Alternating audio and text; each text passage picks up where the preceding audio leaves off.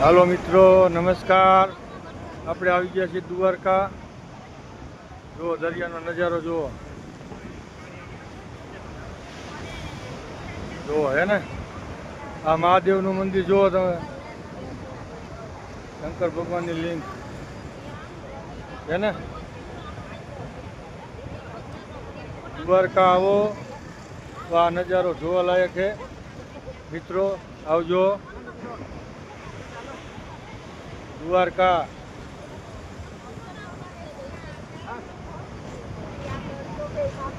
Video સારો લાગે share કરજો, સબસ્ક્રાઈબ કરજો.